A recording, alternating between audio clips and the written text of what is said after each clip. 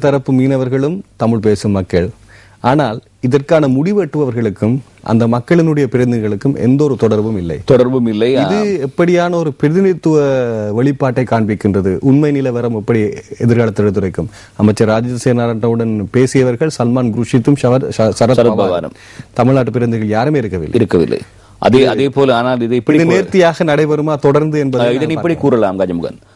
இங்கே தமிழ் தேசிய கூட்டமைப்பினர் உள்ளிட்ட சில அரசியல் கட்சிகள், தமிழ் அரசியல் கட்சிகள் இந்த மீனவர் சங்க மீனவர்களுடைய பிரச்சனைகளை பல்வேறு இடங்களிலே கவன ஈர்ப்பு போராட்டம் மூலமாகவும் ஆர்ப்பாட்டம் மூலமாகவும் வெளிப்படுத்தி இருந்தார்கள். அவர்களுடைய அழுத்தம் காரணமாக ராஜித சேனாரத்ன வந்திருக்கிறார். அது மாதிரி சரத் பவாரும் சரி, சல்மான் குர்ஷித்தும் சரி, தமிழகத்தினுடைய அழுத்தம் காரணமாக தை பிறந்தால் வழி பிறக்கும் என்று சொல்வார்கள். தை பிறந்திருக்கிறது, நல்ல ஒரு வழியும் மீனவர்களுக்கு பிறந்திருக்கிறது. பொறுத்திருந்து பார்ப்போம். நீங்கள் கூறியது போல நீண்ட காலத்திற்கு ஏற்புடையதாக இந்த தீர்வுகள் இருக்கிறதா? அந்த சமுத்திரம் இடைவிட்டு கொடுத்திருக்கிறது. ஏன்னா நிலம் பிரச்சனை கொடுத்ததுனால் சமுத்திரம் இடம் விட்டு கொடுக்கிறது. லக்பிம பத்ரியினுடைய செய்தி முழு ரட்டவ அந்தவு சிது கஸ்பாவகே ஹிமிகரு அத்தடங்குவட்டு என்கின்ற செய்தியாக இருக்கிறது. அனைத்து நாட்டையுமே ஏமாற்றி அல்லது விழிப்படைய செய்த அந்த வெள்ளை ஆமையினுடைய உரிமையாளர் கைது செய்யப்பட்டிருக்கிறார் என்று இங்கே நான் நேற்று செய்தி வாசிக்கும் போது ஒரு செய்தி வந்திருந்தது.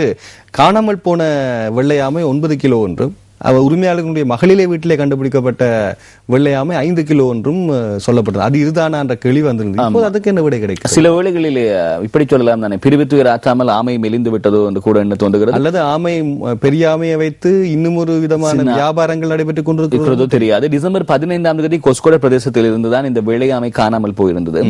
இப்போது அவருடைய மகளின் வீட்டிலே இருந்து எடுத்த வெள்ளையாமையை நீதிவான் முன்னிலையிலே நேற்று அவர்கள் சமர்ப்பித்திருக்கிறார்கள். நான் நினைக்கிறேன் வெள்ளையாமையை மையமாக கொண்டு வேறு ஏதேனும் நடவடிக்கைகள் நடக்கி வருகிறதா என்று தெரியாது. குறிப்பாக அதே நேரம் நேற்று செய்திகளிலே காண்பிக்கும் போது அந்த நிழற்படங்களை அசையும் நிழற்படங்களை காண்பிக்கும் போது பல வெள்ளைத்தோல் பிரமுகர்கள் அங்கும் இங்கும் அசைந்து சென்றார்கள்.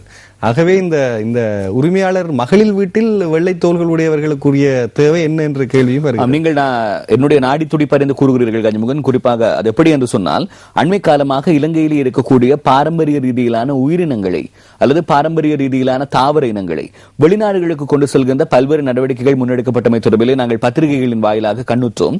அதனுடைய ஒரு அங்கமாக இந்த வெள்ளையாமை இனம் ரொம்பவும் அரிதான ஒரு இனமாம். இதனை வெளிநாடுகளுக்கு கொண்டு செல்வதற்கான முயற்சியினுடைய முத்தாய்ப்பா இந்த கொஸ்கோட ஆமை விவகாரம் என்று எண்ண தோன்றுகிறது.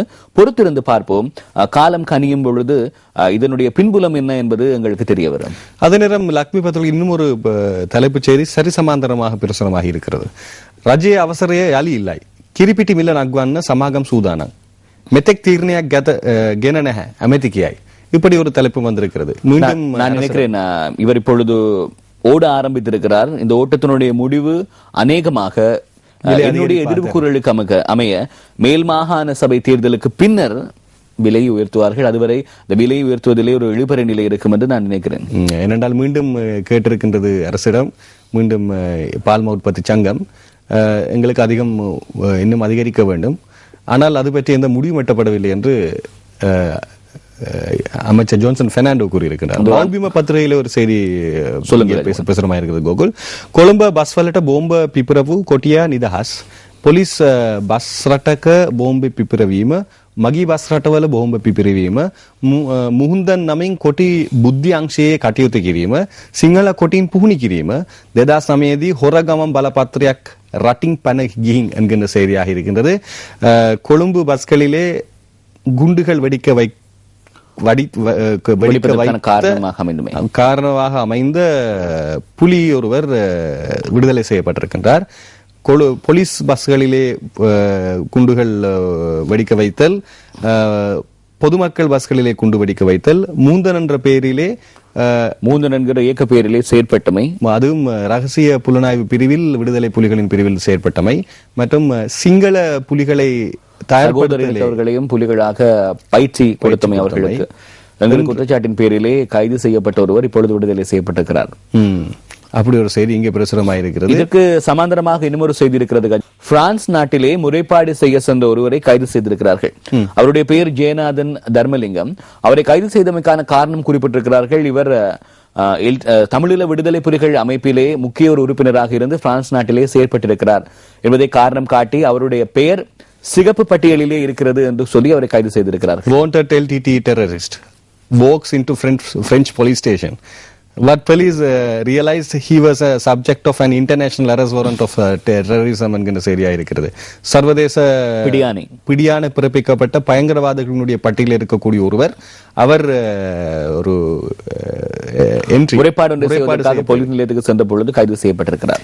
அந்த செய்தி இன்று டெய்லி மிரர் பத்திரிகையிலே வருகின்றது. அடுத்த செய்தி தி ஐலண்ட் பத்திரிகையிலே வருகிறது. Public to be given choice between blackout and another power tariff hike என்கின்றதாக இருக்கின்றது. அதாவது மக்களுக்கு ஒரு விழிப்புணர்வு கொடுக்கப்பட்டிருக்கிறது. முழுமையாக பவர் கட்ஸ் சொல்லப்படுகின்ற மின்வெட்டு மின்வெட்டு அமுல் இருள் பட போகிறது. மின்வெட்டு அமுல் வரும். அப்படி இல்லாவிட்டால் traffic high, power traffic high அல்லது மின் கட்டணம் உயர்த்தப்பட இருக்கிறது என்கிற செய்தி ஒன்று இங்கே பிரசுரமாயிருக்கிறது.